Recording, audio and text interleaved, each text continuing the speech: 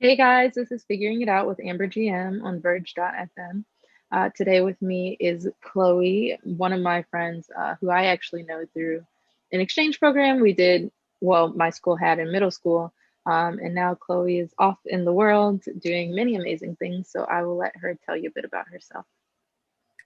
Hello, I'm Chloe, and I'm a fashion designer based in London, and I just graduated, so yeah, that's it. And I'm from Hong Kong, just to let you guys know. Yes. So um, I actually, didn't you recently like come out with a line of your own? No, not really. It's actually a graduate showcase. Then someone Oh, interviewed me, so I think you saw the article. Yeah. yes. Okay, so I did see those pieces. Okay, so let's see. Where should we start? Well, can you just start with like what draws you to fashion design or what made you go to school for fashion design? Like that's a huge undertaking and like a very distinctive field. Yeah, I know, because a lot of people, like people who interviewed me, always ask Hmm. me, why do I want to be a fashion designer? But to be honest, I always love art since I was six, and I always wanted to be a fashion designer since in primary school. And during my 17 years old, I got not really interviewed, but on stage, going up on stage with Professor Jimmy Chu, the famous shoe designer. Hmm. And he actually invited me to go on stage with him because he saw my portfolio and he think it's really nice. So basically, I'm sharing a lot of thoughts with him, and he guided me a lot of things, like including like how to focus my fashion design work through historical or cultural stuff, that kind of things.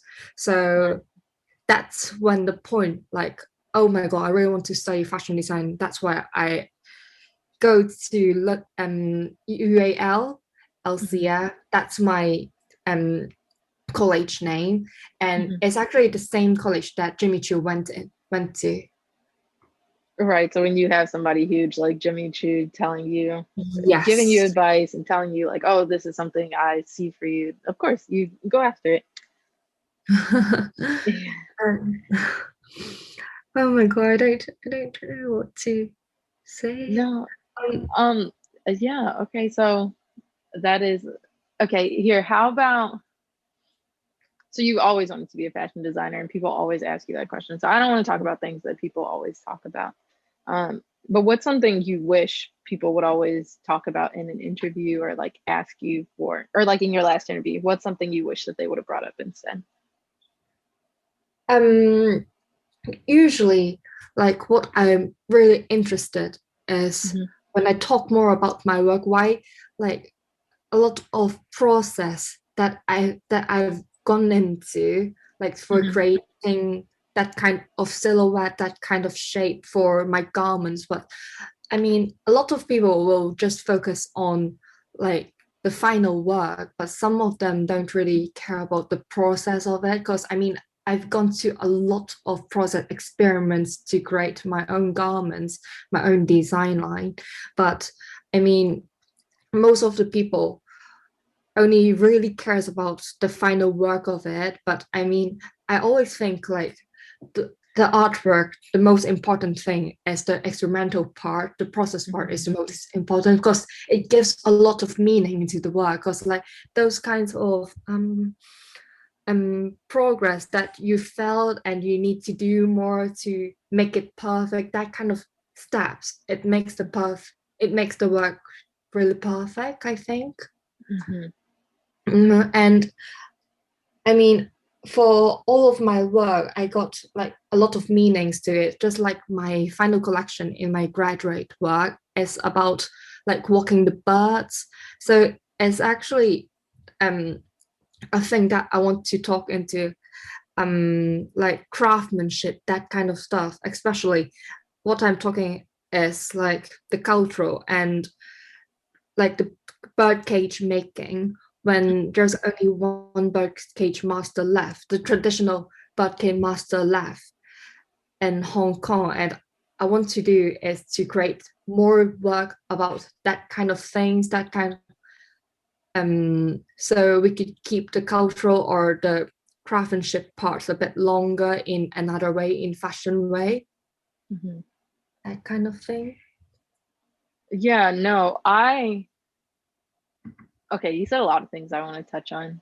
Um, but I think, yeah, a huge piece of the value of art is like the process because that's what you spend most of your time doing. This is when you're actually like becoming, your art is becoming a part of you or something like in that nature. Mhm. Because you spend so much time with it.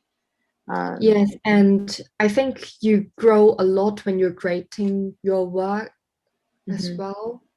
So, I mean, that's huge for me. And I want more people to know more, especially when people are interviewing artists or what, because I mean, a lot of people are caring about like sustainability, that kind of stuff, because that's what I heard about when I'm looking at interviews or people interviewing me. But I mhm, mean, sometimes I think I'm actually like process parts mhm. or the thing that I want people to know more instead of like what kind of materials that I was using. I mean, there's a meaning of what of the materials I'm using, but I mean, um, like the stories behind it, that kind of stuff, because that No, makes it an artwork. mhm. Mhm. That is true. And even the way you said you grow when you create something, like you're not the same artist at the beginning of the process that you are at the end. And so, like, the way that you can see that is through how your hands move at the start versus the end. And Yes. the final product doesn't show you all of that. Yeah. Yes.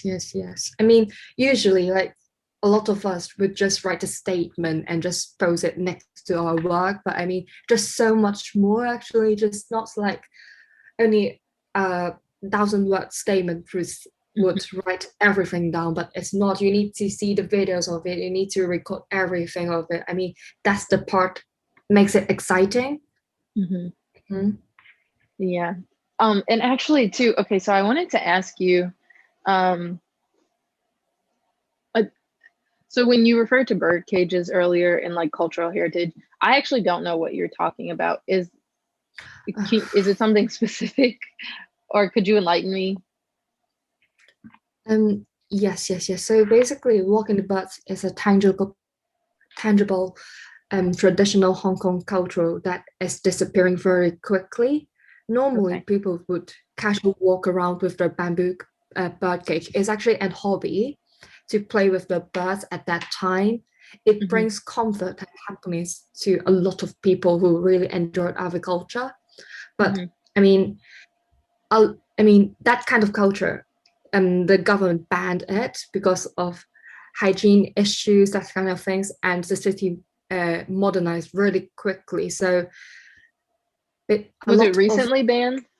no, it banned quite a long time ago. That's why this kind of culture usually is just elderly people who love it and is fading away into forgottenness. So I want to keep that part of it because I think um a lot of people in Hong Kong, elderly, love it a lot, but Mm-hmm. it's not a hobby that we will do it. So is there any way that I could transform it, make it into more modern way and to make this kind of craftsmanship stays in another form? Because I mean, if this hobby is gone, then the traditional way using bamboo to make a bird cage will be Mm-hmm. gone as well because that kind of process, I mean, it's very hard to learn because I tried to learn it because of COVID. I can't go back to Hong Kong. I need to learn it through videos, a lot of videos. That's why I create another technique in my work to represent it, which I use a similar method to make it into Mm-hmm. a garment. Mhm. That's actually very cool. So when you say making bird cages, it makes me think about like, is it similar to weaving or no? Not really. I mean, Okay. you need to use the same materials to make it. I mean, you need to use a whole bunch of bamboo, but like to make if you use a material that to punch holes and put the bamboo sticks into between the gap, that kind of thing, that kind of progress. Mm-hmm. It's not like weaving, I will say, and you need to burn some part of it so the bamboo stick would bend. But yeah. Okay. So then how do you incorporate that into your garments? I actually create ribbon and pearl shearing. So the pearl would act as a gap, and for the ribbons, I use as the same materials that I make to my garments. That kind of fabrics I had, I made it into a ribbon, a very Mm-hmm. fine line that I could stitch it through my whole garment with pearl, so it will be a really nice embellishment. Oh, And that's the way I made it. And for the silhouette, I made it very exaggerated, I would say, okay. because there's one dress as with a wavy shape, a red one, and there's one Mm-hmm. dress in like 107C and wide. So for that thing, for that kind of silhouette, I made the pattern with a wavy shape. So that's to create like the bend shape of the bamboo and the shape of the silhouette. Actually, I at first for my what how would I say it? And for my research part, I actually record like sounds of making the bamboo and I mean the bamboo bird cage and sounds of like the songbirds at the park, made it into Mm-hmm. sound wave and create those kind of wavy parts, trying to keep the cultural and that dress. So that's one of my processing in the work. So I mean, That, if you what I yeah, mean, no, on your page, right? yeah, yes, Mm-hmm. Yeah, so the waves you said, that's the sound wave of the bamboo cage making and the songbirds, right? yes, yes.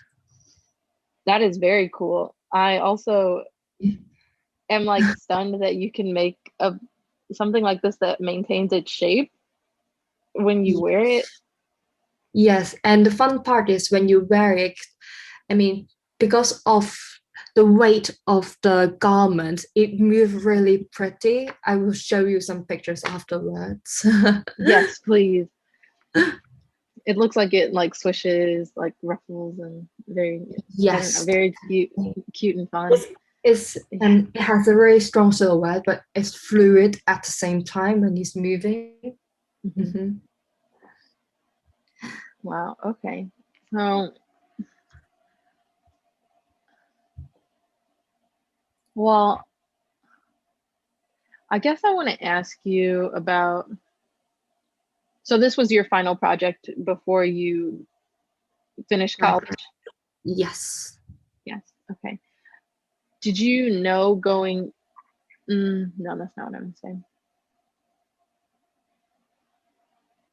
I guess wanting to maintain this cultural heritage. So I have a friend here in Columbus whose name is Gail, and she's a photographer from Hong Kong, and she talks to me a lot about um, how she also feels this longing for home, and she can't go back for various reasons. And so um, for Gail, we've never really talked about how it would or has come up in her artwork, but we do talk about it extensively in a lot of other ways, like as far as the food that she cooks, or the books that she reads, or the way that she spends time with her family. Mhm. And so, and you said you can't go back to Hong Kong because of COVID. Um, and so I guess I want to ask, um,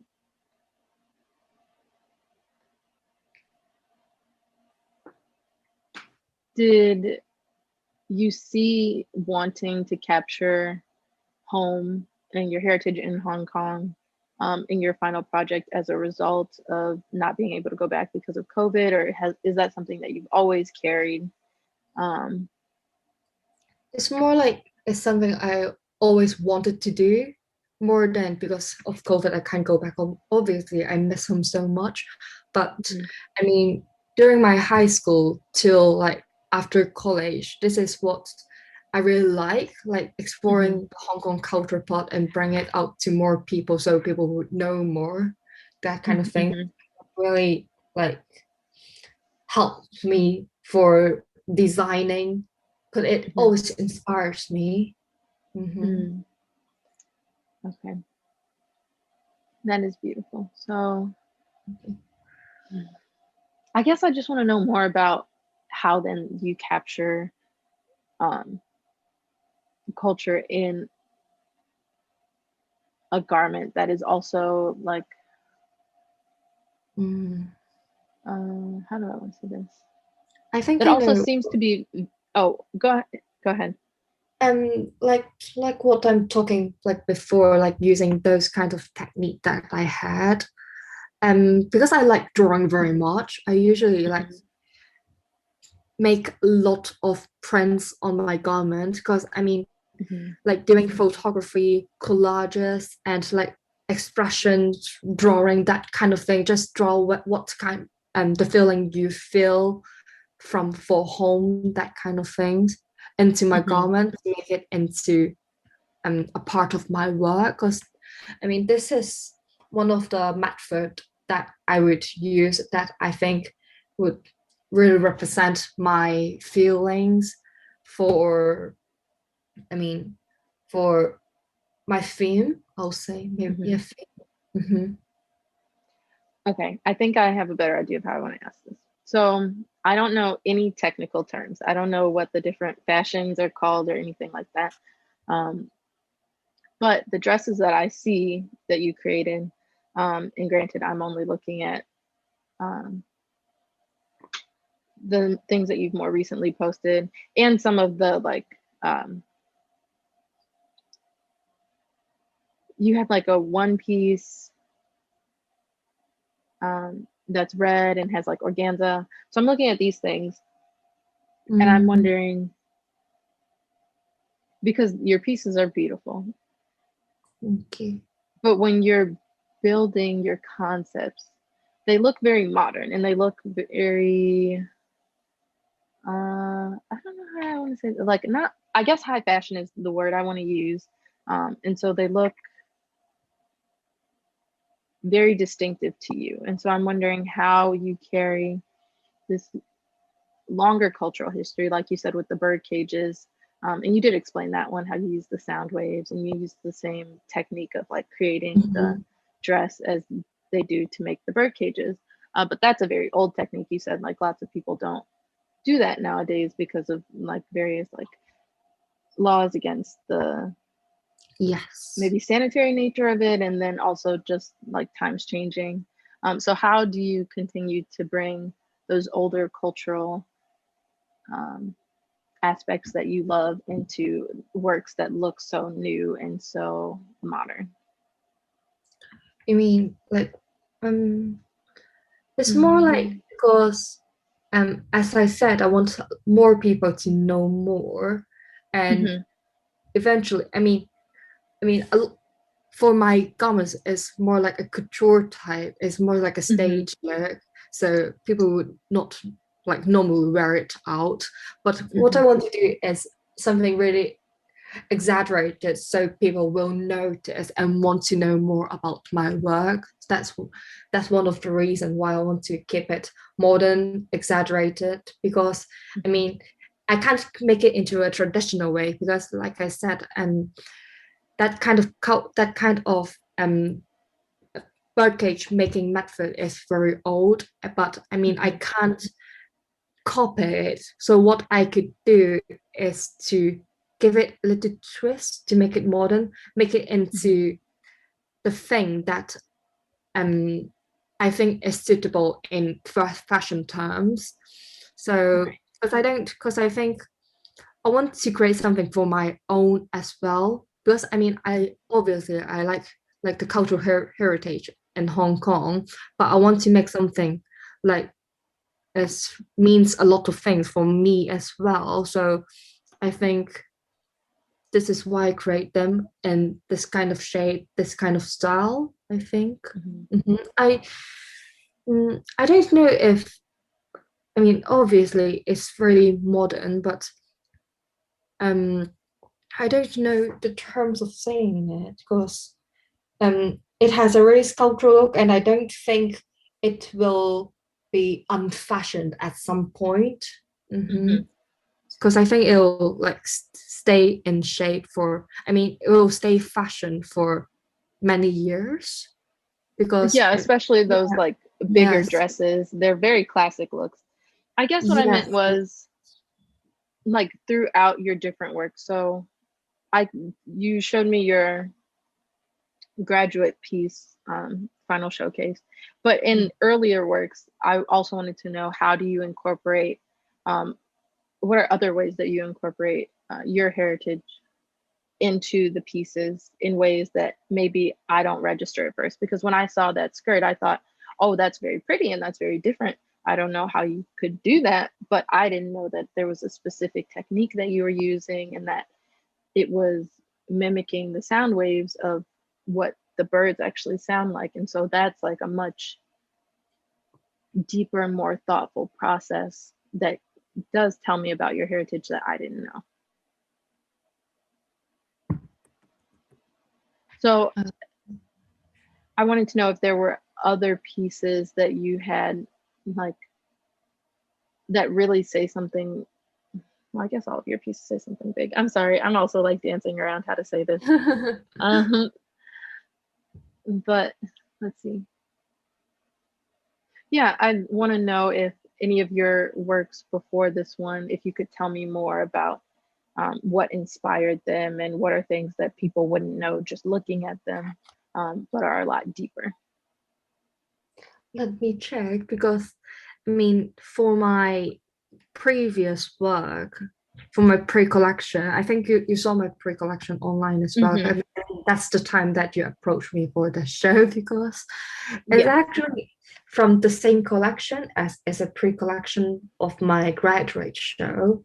So it's actually, but I mean, at that time, I got a lot of thinking process because I mean, I still don't really know what kind of thing I want to do. Expect, I mean, I only know I want to do like Hong Kong heritage part, but it's more likely it's something disappearing, like cultural garments. I mean, Mm-hmm. craftsmanship, that kind of thing is disappearing. But I was thinking in like if they were alive and Mm-hmm. if they have feelings, what kind of feelings they are having and what kind of changes do they want to know. That as my theme for my pre-collection. It's more um um like the thoughts of the culture and the thoughts Mm-hmm. of the fading craftsmanship, that kind of thing. So I need to think in their way instead of my thinking. I don't know if Mm-hmm. mm, I don't really know how to say it in a more better way because I mean No. it sounds a bit silly because like you need to think as like those kind of what kind of things are the fading culture are thinking and what kind of changing those kind of fading culture are thinking, that kind of thing. Mm-hmm. And that kind that is the theme for my pre-collection. Mm-hmm. So Like getting back to an older way of living or thought. yes, Mm-hmm. yes. Mm-hmm. Yeah. Okay. I kind of want to go back then just a little bit because you said you always knew you wanted to be a fashion designer. So when you were younger, what did that look like? Like you said, you had a portfolio by the time that you were 17. So that's really big. Um, but so for me, I like am not a fashion designer, but I grew up like sewing with my grandmother, and that was like something that was big for me. Um, but you said you like drawing. So did you start out with drawing or? Yes. A lot of them start off with drawings because at that time I don't know how to sew. I Mhm. actually learned how to sew during my first year, so I had a lot of things to catch up Experience. because I mean, a lot of people in my college know how to sew on the first day of college, but I mean, I have no idea what I'm doing at that time in my university. But you made a full collection of like these huge, beautiful gowns. So that's amazing. I mean, And obviously that was at the end of your college career, but still. yes, I mean, in at that time I do a lot of drawings through collages Mhm. and yes, I mean a lot of them are through collages and research, but I actually made a garment using like heat gun and hand stitch everything. That is one part of the portfolio that I showed Jimmy Chu, and another part Mhm. of it is like a wedding dress and a lot of like cultural drawings and collages that I think they would look like, and with a lot of reference in there. So that's why like Professor Jimmy Chu like told me like what I should do, do more cultural studies, that kind of stuff that would brings Mhm. me into um longer journey Mhm. for my fashion design stuff. Do you find yourself still drawing a lot, or do you think your process looks different now?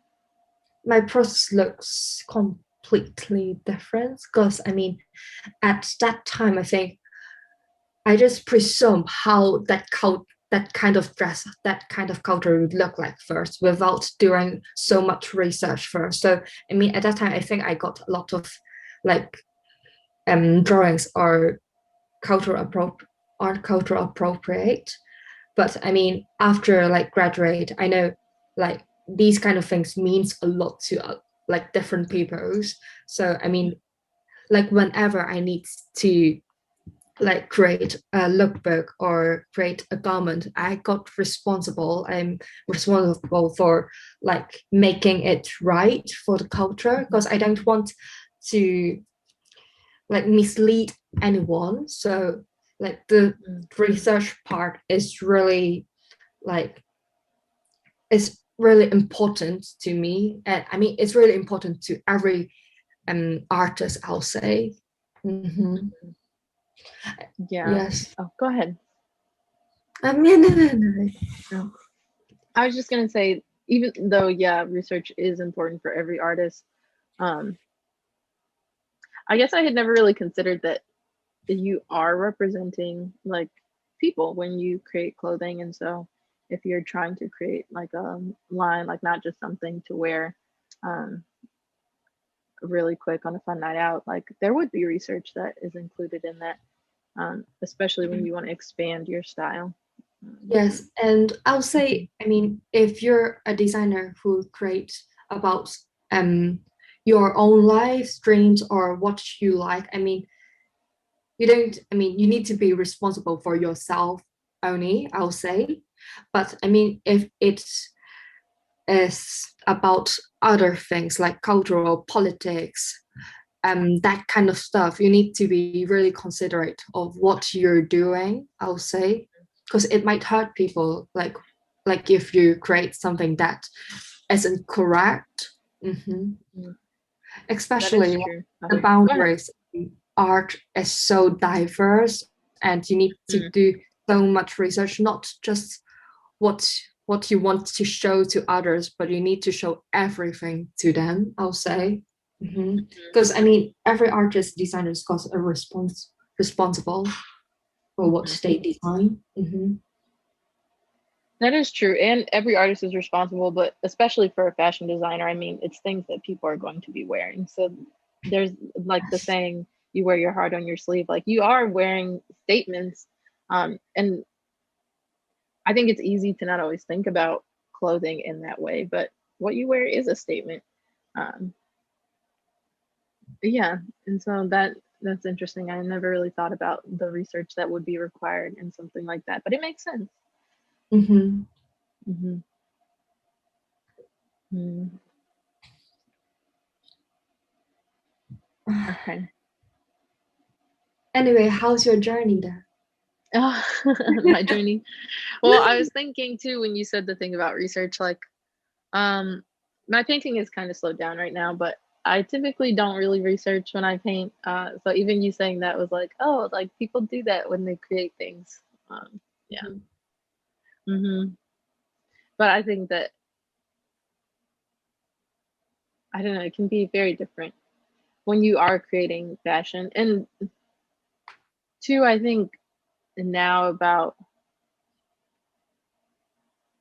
I don't know if it's really that long of a debate, but a lot of fast fashion, like especially with things like fast fashion, like you don't consider that you would have to research or that it is like a very thoughtful journey. But like Yes. fashion is a long-standing art form, hmm hmm which isn't Um, always accessible. Like, oh, go ahead. no, like when we are talking about like fast fashion, I hmm always feel, oh my god, it's fast fashion. I really hate it because I mean they don't really think much. They're not responsible for like shows for us, for the society. They waste a lot of like bad things like are hmm about like fast fashion. So I mean I hate them so much. I yeah. Well, actually, when you said the thing about people always want to know what materials you're using or like how sustainable you are, that I immediately thought about fast fashion. Because that is always the question, like, Of is course. it like it's not good for the environment? Why do people support it? Yes, especially when you go to fast fashion store and you see a lot of things are made from plastic, like polyester, that kind of things. Even if they're cotton, you rethink, oh, it's only like 2 quid. Is it like ethical? What do the Mm-hmm. people do when they're like making cottons? Why are they so cheap? Like, do the workers pay for what they earn that kind of, yeah, yeah, Mm-hmm. you get what I mean. Yeah. Yeah, and actually, like, just thinking about it now, talking to you, because I think the thing that pulls people to fast fashion is that it's not expensive. So for some people, like that is better. That's what you can afford. Like fashion is also one of those things that kind of not everybody can get into because hmm sometimes it's like expensive or like it's just like stuff that is not made for your body. Um, but Yes, that's oh, go ahead. yeah. So that's why I mean, a lot of people are wearing vintage now or secondhand hmm stuff. So I think it's really nice because I mean, like 7 years ago is not that popular, especially in Asia.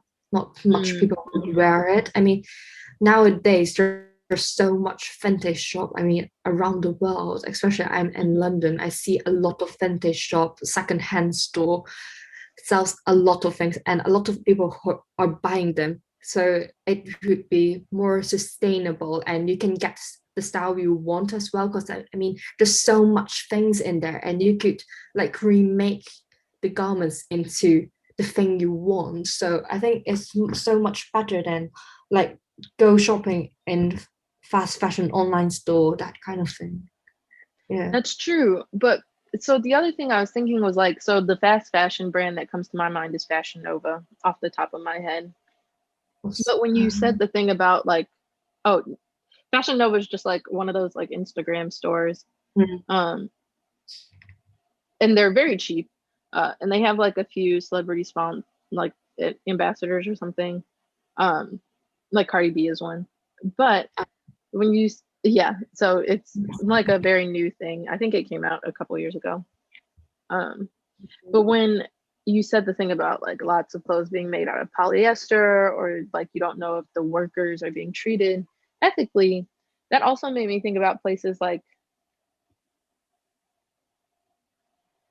I mean, I have some Gap jeans that are really nice, but like brands that are long standing that I can think about, like maybe Express or something like that, um, that are not high end, but they're also not what we define now as fast fashion.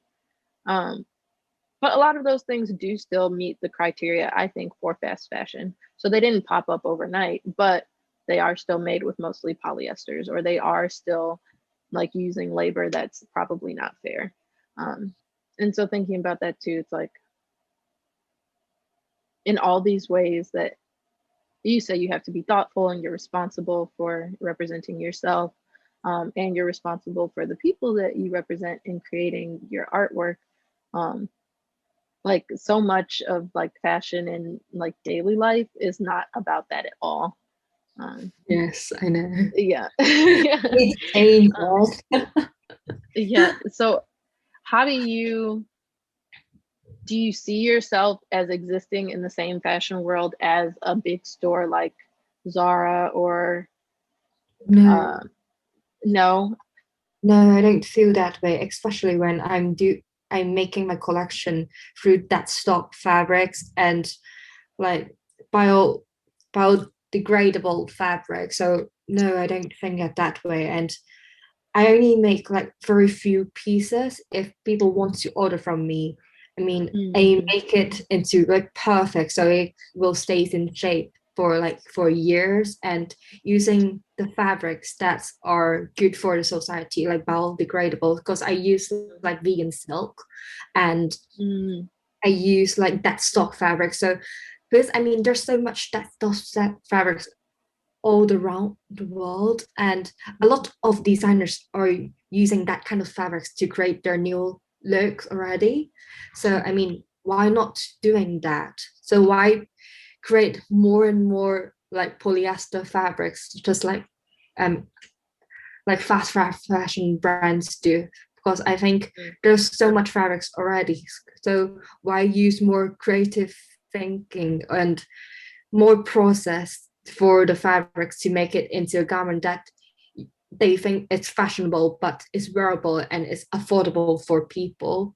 Because I mean there's so much fabrics here, so why don't they use it and create more and more, and maybe like for like the cotton stuff that I've mentioned, because I mean I saw a lot of newspapers saying like the Chinese cotton factory, that kind of stuff, and why using them. But we got better ways for fashion. Mm-hmm. Yeah, that is true. Was that I because actually have to, oh, go ahead. that that makes me very angry when I'm thinking those kind of things, because I mean there's so much better ways, but like companies like businessmen would not think about it, Hmm. so it really fussed me Because it off. doesn't affect their profit. Yeah. Yeah. Hmm. Yes. I do have to ask though, okay, so you said vegan silk. What is that? Vegan stuff. Like, Like I know making that, stuff yeah, so use silk comes from animals. worms, right? Yeah. Yes, yes, but like for vegan silk is actually using lotus. Oh, okay. Yes, I've they, never even heard of this. That's very cool. yes. So it's 100% um made from plant, and Hmm. you pay for a lot for the people who make for it, because not much people who can really craft that kind of fabrics. That kind of Mm-hmm. fabrics is from Vietnam. Mhm. Okay. Oh, And that's very cool though. Yeah, that's like you hear about vegan leather sometimes, but it's not natural. Um, but vegan yes, silk I being use natural is polyester. very, yeah. Yeah, Hmm. but I mean, there's like mushroom letters, which I think is really cool. But I don't really see much about it, because I mean, I don't really like leather. I don't like texture of it, so I don't really like look that much of it. But I mean, I love something really soft, just like silk, that kind of stuff. So for my whole collection, I use like that stock fabrics and lotus silk, that kind of things to make it. Do you not like to wear leather, or you just don't like to like make I don't garments with no, it? I don't like to wear leather. I don't like denim. I don't like leather. Oh, I see. Okay. Yeah, so any thick fabric. Yeah, I don't. Yeah, I don't like it.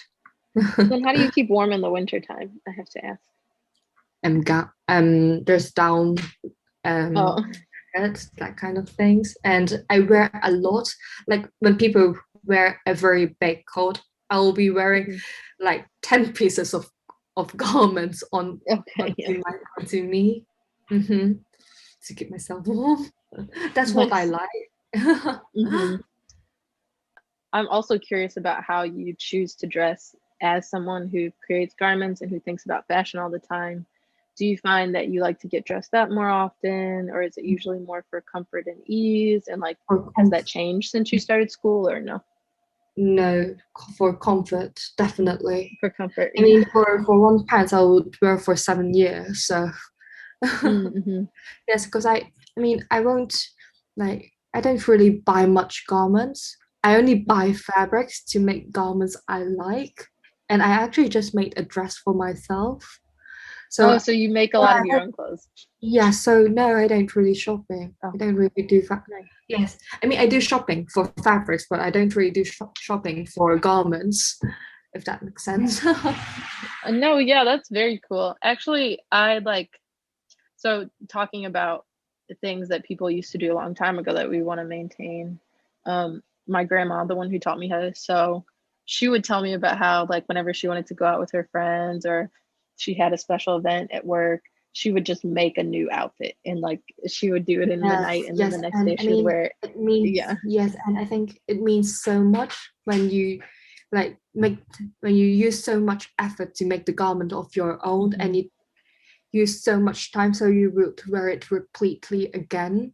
So Hmm. yes, and maybe like give it to a friend or sister. So it means a lot to Hmm. me, like as a fashion designer and like someone who makes garments for her own for like for like casual wear.